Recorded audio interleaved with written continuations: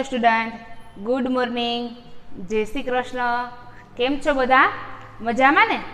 તો ચાલો આજે હિન્દીમાં આપણે વ્યાકરણનો ટોપિક ભણવાના છીએ. વ્યાકરણના ટોપિકની અંદર સૌથી પહેલાં આપણે વિરામ ચિહ્નો. કોને કહીશું વિરામ ચિહ્નો? તમે હર વખતે જ્યારે આપણે લખીએ છીએ, વાંચીએ છીએ ત્યારે વિરામ ચિહ્નનો ઉપયોગ કરીએ જ છીએ, પણ છતાંય વિરામ ચિહ્નોની વ્યાખ્યા, વિરામ ચિહ્નોના ઉદાહરણો, વિરામ ચિહ્નો કોને કહેવાય, શું કેવી રીતે બોલાય એનો ખ્યાલ કદાચ આપણને હજી હોય નહીં.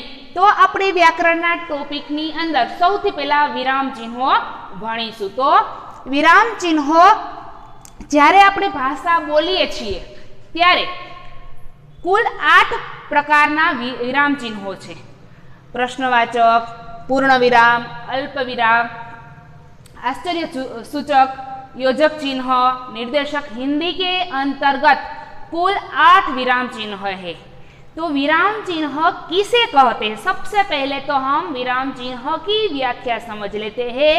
इसके बाद विराम चिन्ह जो है एक के बाद एक उसकी व्याख्या देखते हैं और उसके उदाहरण देखते हैं. तो चलो विराम चिन्ह की व्याख्या, जो यहाँ है विराम चिन्ह उसकी व्याख्या सबसे पहले हम पढ़ते हैं. इसके बाद जो चिन्ह है उसकी व्याख्या और उसके उदाहरण देखते हैं. तो विराम चिन्ह कैसे कहते हैं?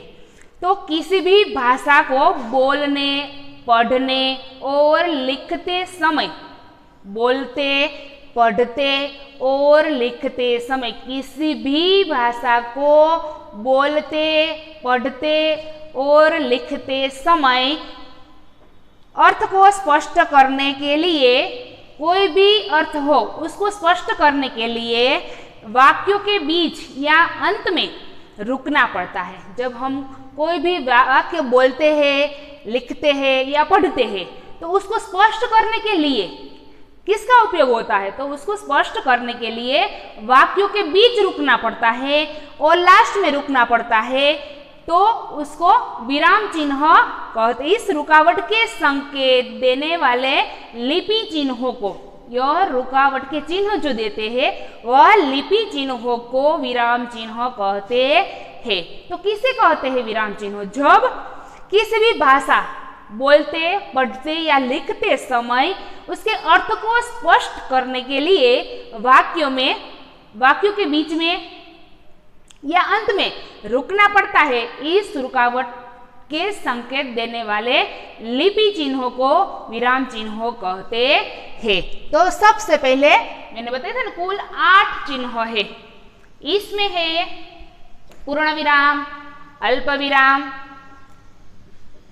प्रश्नवाचक चिन्ह, योजक चिन्ह, आश्चर्य सूचक चिन्ह, निर्देशक चिन्ह, कोष्टक, अवतरण चिन्ह, दोहरा अवतरण चिन्ह. कुल 8 चिन्ह है. तो हम यहाँ एक के बाद एक पढ़ते हैं. तो चलो देखिए, सबसे पहले हम पूर्ण विराम को देखते हैं. पूर्ण विराम तो उसकी व्याख्या है, पढ़ते समय जिस स्थान पर वाक्य समाप्त होता है वहां पूर्ण विराम का चिन्ह लगाया जाता है. जब हम कोई वाक्य पढ़ते हैं तो पढ़ते समय जिस स्थान पर वाक्य समाप्त हो, हमारा वाक्य जहाँ समाप्त होता है वहाँ पूर्ण विराम, अंत में पूर्ण विराम लगाया जाता है. तो हिंदी में पूर्ण विराम का चिन्ह ऐसे लगाया जाता है. गुजराती में पूर्ण विराम આવી રીતે લગાવાય છે, ખબર છે ને તમને?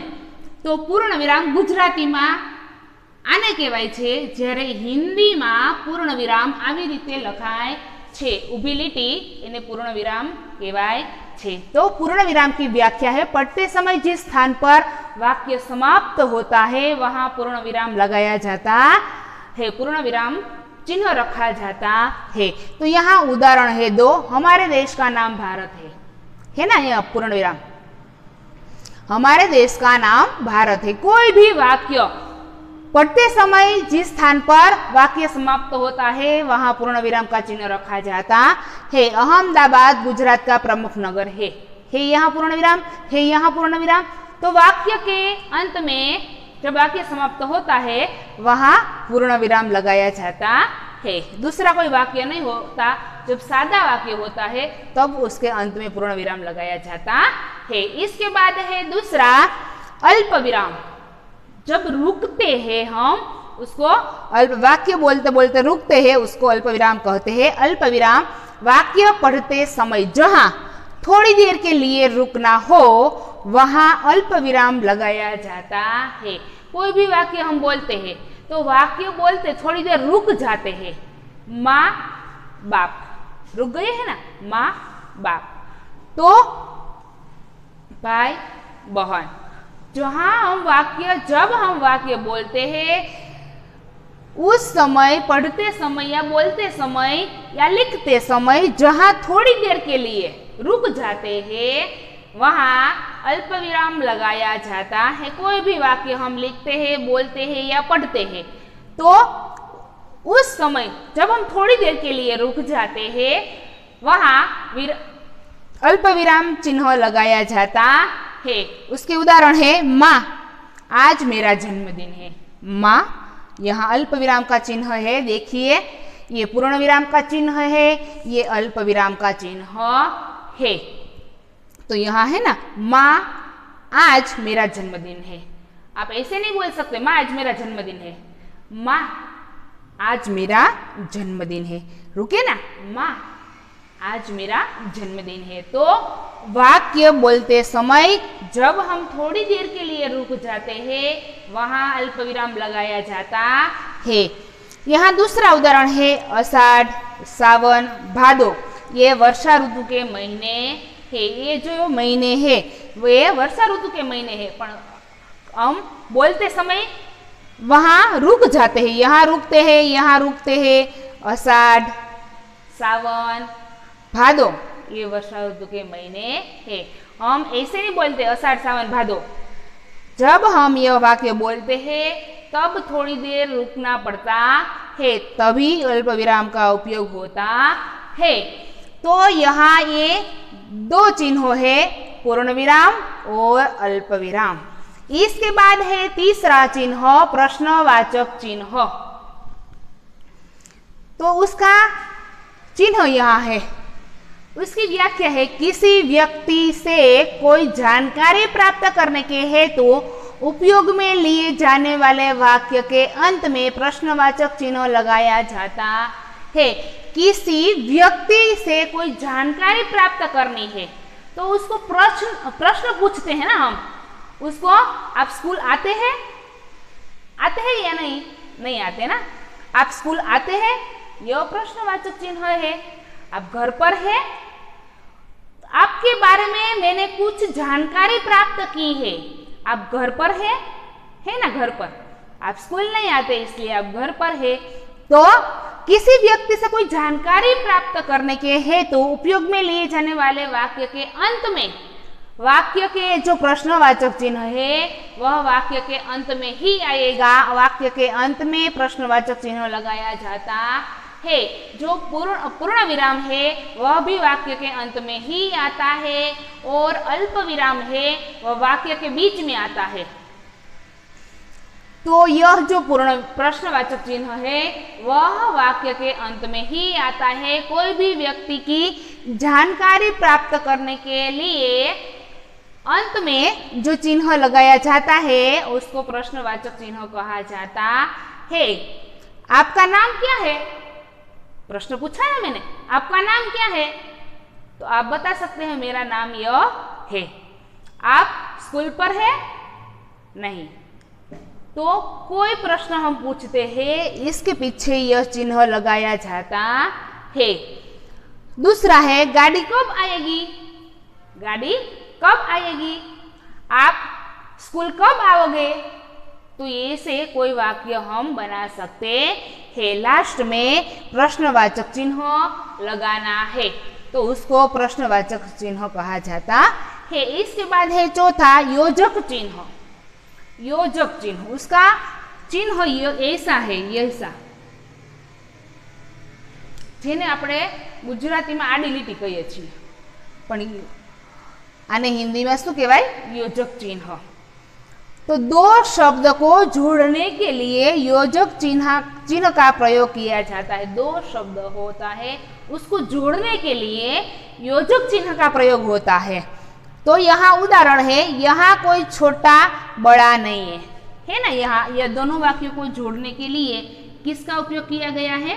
योजक चिन्हों का उपयोग किया गया है। तो यहाँ योजक चिन्ह है और इसमें जो बड़ा आता है ना, बड़ा, ये बड़ा, उसको निर्देशक चिन्ह भी कहा जाता है।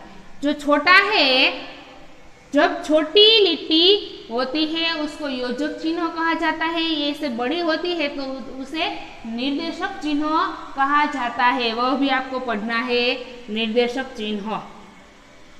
तो यहाँ है छोटी लाइन, उसको योजक चिन्ह कहा जाता है। दो शब्द को जोड़ने के लिए योजक चिन्ह का प्रयोग किया जाता है।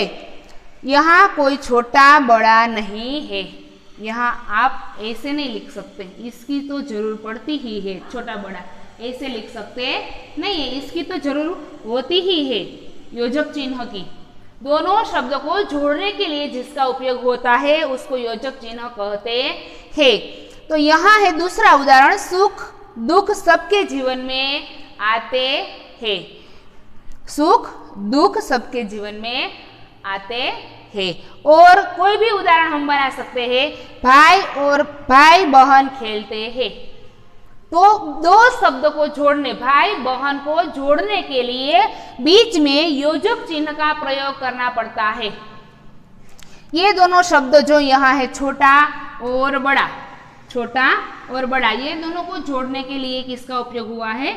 योजक चिन्ह का। तो यहाँ सुख और दुख दोनों को जोड़ने के लिए किसका उपयोग हुआ है? योजक चिन्ह का। तो ये शब्द जोड़ने के लिए योजक चिन्ह का उपयोग करना पड़ता है।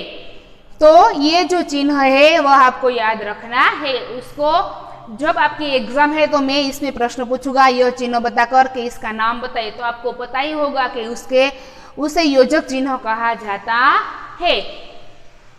तो यह हुआ योजक चिन्ह। दो शब्द को जोड़ने के लिए जिसका हम उपयोग करते हैं उसको योजक चिन्ह कहते हैं। इसके बाद है हमारा पांचवा चिन्ह, वह है आश्चर्य सूचक चिन्ह।